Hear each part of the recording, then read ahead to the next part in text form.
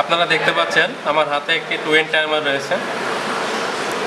এই টুইন টাইমারের সাহায্যে কীভাবে লোড নিয়ন্ত্রণ করতে হয় বা টুইন টাইমারটা কীভাবে কাজ করে আমি সেটার কানেকশন আজকে আপনাদেরকে দেখাবো এবং প্র্যাকটিক্যালের মাধ্যমে এটা আপনারা দেখতে পারবেন। এখানে দুটো নব আছে, এই দুটো নবের মাধ্যমে আমরা দুটো লোডের টাইম নির্দিষ্ট করে দিতে পারি এবং নির্দিষ্ট টাইম পর পর লোড দুটো পুনরায় চলতে শুরু করবে। এটার জন্য মোট 8টি টার্মিনাল আছে। এই 8টি টার্মিনাল টাইমারের একটা বেজ আছে যে বেজের সাথে কানেক্টেড হবে।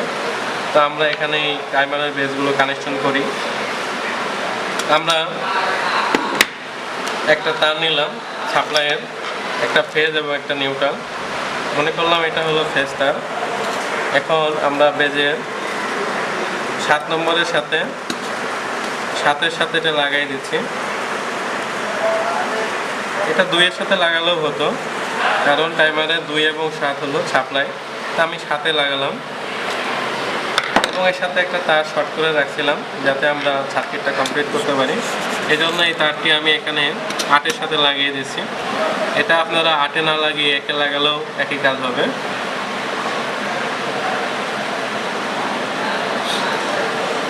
আমি 8 নম্বর টার্মিনালে লাগিয়ে দিলাম। এরপরে আমি এখানে নিউট্রাল যেটা রাখছিলাম আমাদের সাপ্লাইয়ের,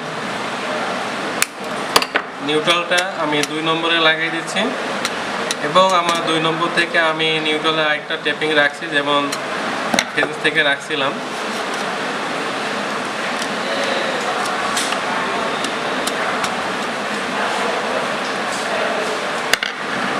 তাহলে আপনারা দেখতে পাচ্ছেন যে এখানে ফেজটারটা আমরা টেপিং রাখছি যেটা 7 থেকে 8-এ এসে লাগছে।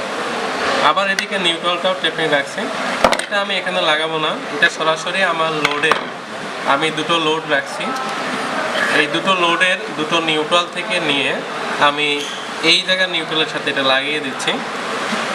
দুটো লোডের দুটো নিউট্রাল আমি একসাথে করে লাগিয়ে দিলাম।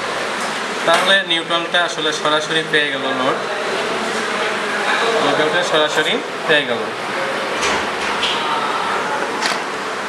আমি এখানে ইনসুলেশন টেপ দিয়ে টেপ করে দিচ্ছি।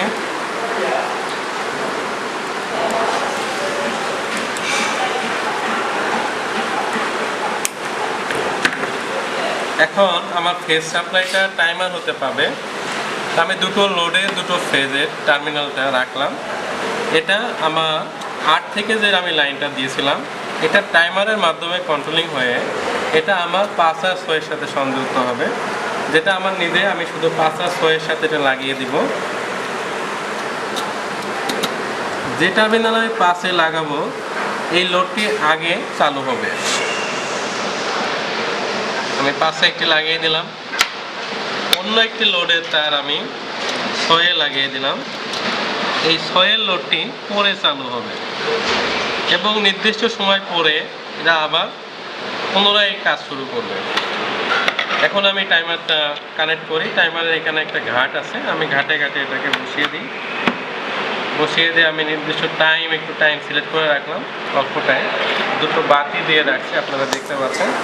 আমি এখন সাপ্লাইটা দিয়ে দিব। সাপ্লাই দিলাম। সাপ্লাই দিলেই প্রথমটা আসলে আমার চালু হলো, তারপরে আবার দ্বিতীয়টা চালু হলো, আবার প্রথমে চলে গেল। এভাবে অনবরত এটা দেওয়া আসা করবে। আমি এখানে টাইমটা কম বেশি করতে পারবো। যদি আমি টাইম বাড়িয়ে দিই, যেমন আমি একটা টাইম বাড়িয়ে দিলাম, তো একটা এখন বেশি সময় ধরে থাকবে, তারপরে অন্যটাই যাবে। যেমন এটার টাইমটাই আমি বাড়িয়ে দিচ্ছি, আমি এটার টাইমই বাড়িয়ে দিচ্ছি। এখন এটা থেকে এটা হতে সময় নিচ্ছে, কিন্তু এটা থেকে দ্রুতই আবার এটা চলে যাবে আগের একই টাইমে। আমি ইচ্ছা করলে এটার টাইমও এই নবের সাহায্যে বাড়াইতে পারি। এভাবে আমরা টাইম বাড়িয়ে দুটো লোডকে ক্রমান্বয়ে পরপর চালানোর জন্য টুইন টাইমার ব্যবহার করি। তো এটা শুধু বাতি চালানোর জন্য না, এটা আসলে বিভিন্ন সার্কিটে, ইলেকট্রিক্যাল সার্কিট, বিভিন্ন কন্ট্রোলিং সিস্টেমে ব্যবহার করা হয়।